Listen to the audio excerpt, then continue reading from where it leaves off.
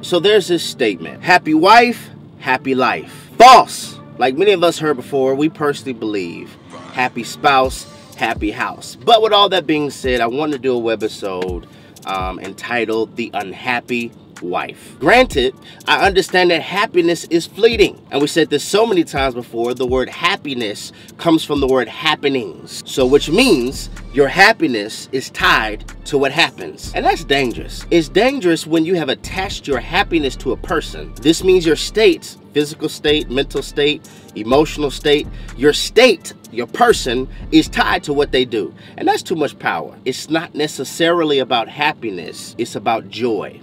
Joy is a posture, happiness is an invitation, because it really doesn't matter how great of a man you are or how great of a man he is. If she doesn't have a posture, please hear me, if she does not have a posture of joyfulness, there is nothing, I mean nothing that you could do to make her happy, because her deficit is not due to your treatment, it's due to her contamination. Something on the inside of her is or has been polluted. I wanted to get that disclaimer out there because it's not always about what he's doing. Sometimes it's just her. But let's have this unhappy wife discussion. First thing I want to say is you could always tell how authentic, how genuine, how organic, if he practices what he preaches, by the countenance of that man's wife.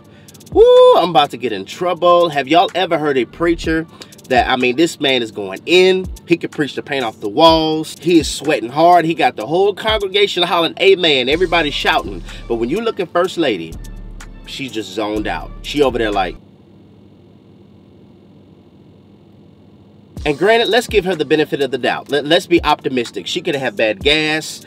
You know, something's not sitting right with her stomach. She didn't get enough sleep. She's tired. The kids kept her up all night. So it's not that nothing's wrong. She's just exhausted. Or perhaps she just sore from that Zumba class. You know, she worked out very hard. And just this particular day, she's just hurting, and she just thinking about the pain she feels in her body. Every Sunday though, every Wednesday, every service, and it doesn't even have to be churchy. He could be a dope businessman. I mean, killing it.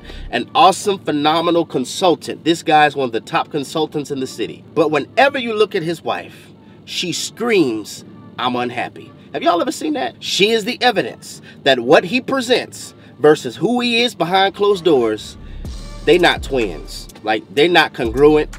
And she can't hide it. He has all this advice. He preaches so hard. He works so hard on everything else instead of making sure that his wife has that glow. And please, please don't misconstrue what I'm saying. I understand that marriages hit rough spots. I understand that marriages have difficult seasons. I understand that we hit relational road bumps. But what I am saying is her joyful self, like her happy self, should not be going on a constant downward decline ever since she's got under your leadership. There's a problem. There is an issue. If ever since you guys got together, there was just a downward decline. And a lot of times men don't see it and we don't own it, because since the bank account is growing, since I'm here, as though that's like an accomplishment, that's like a bare minimum trait. The least you could do is be there. That's not like, at least I'm here, you're supposed to be. But anyway, we think because we gave them a nice car or because we put them in a good house, that she should be happy. And I want to talk about that. Women are life givers. Men are seeds. We plant, she blooms. He waters, she glows. So if this brother, if he claims to water, but she withers, we can't keep blaming the flower. At some point, we must question the condition of that water. There's something in him, the way he talks to her, the way he doesn't talk to her, the way he responds to her, the way he doesn't respond to her. He's too hard on her. He doesn't listen to her. There's something that has made his water polluted, because roses don't bloom from sewage. Now, I want you to consider this. Since we're visual, since men are visual, we know how to present a visual that's not accurate. See, a lot of people make the erroneous assumption that men, being visual creatures, is all about how we see, but it's also about how we're seen. And this is why we could appear to be great, and we could kill it on our jobs, kill it on the field, kill it on the court, kill it in the business world, but be terrible leaders and terrible husbands. It's because we've mastered visualization. And I'm saying this as a man. Yes, we are visual creatures.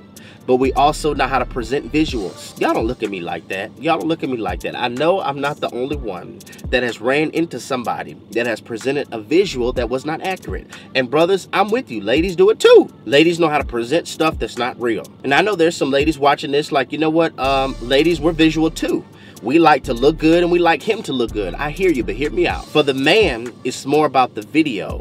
For the woman, it's more about audio, how she's talked to, how she's listened to, her side mattering, her side being heard. I can't tell you how many times my wife and I got into disagreements, and it was all about audio. I wasn't hearing her. I was so busy trying to fix the problem that I was causing a problem. Bruh, she just wants you to listen. She's trying to vent. And sometimes she's not happy because men don't consider that. So number one, why is she unhappy?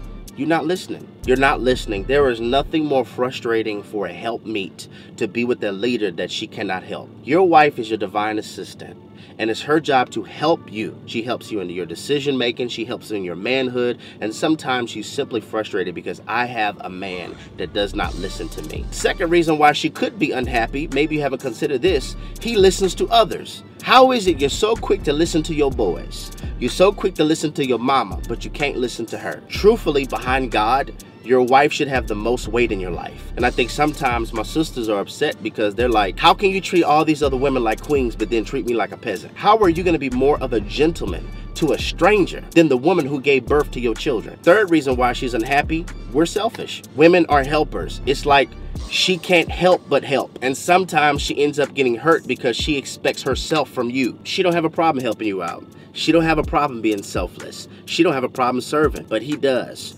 And like I said in the beginning, men are seeds, women are life givers. So this means whatever seed you plant in her, please hear me, she's gonna give a crop back to you. Now that's not a bad thing unless you've sown bad seeds. You give this woman fire, she will produce hell. You're an addition to this woman's peace, and your house will be a palace. Whatever you give to her, she's gonna give back to you. And she can't help it because that's how God designed them. You give them your seed, they give us the baby. Fourth is self-explanatory.